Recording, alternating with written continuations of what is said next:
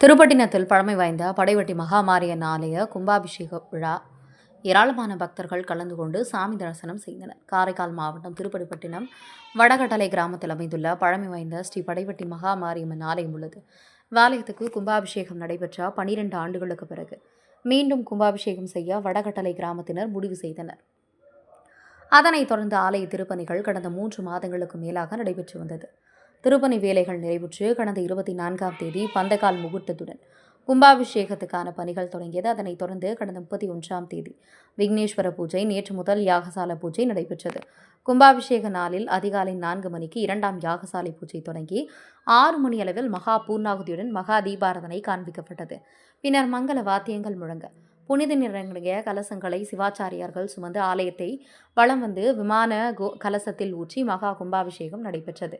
அதனைத் தொடர்ந்து மூலவருக்கு அபிஷேகம், மகா தீபாரதனை நடைபெற்றது.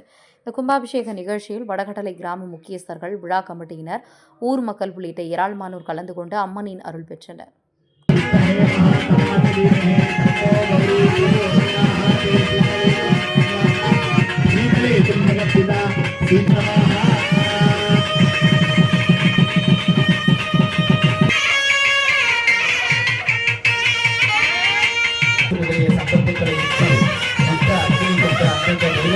மந்திரங்களை கூறி மனதிலே வைத்து அக்னி வளர்த்து அந்த அக்னியின் மூலம் அந்த தெய்வத்தை ஆராதனை செய்ய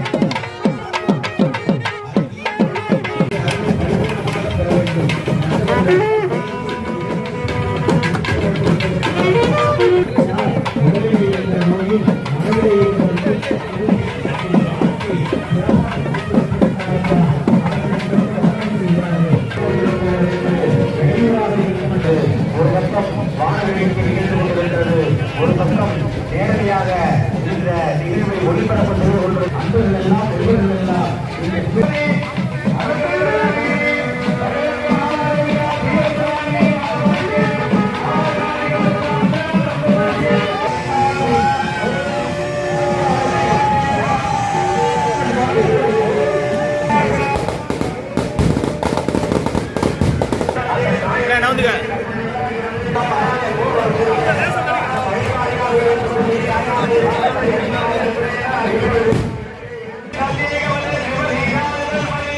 அடுத்த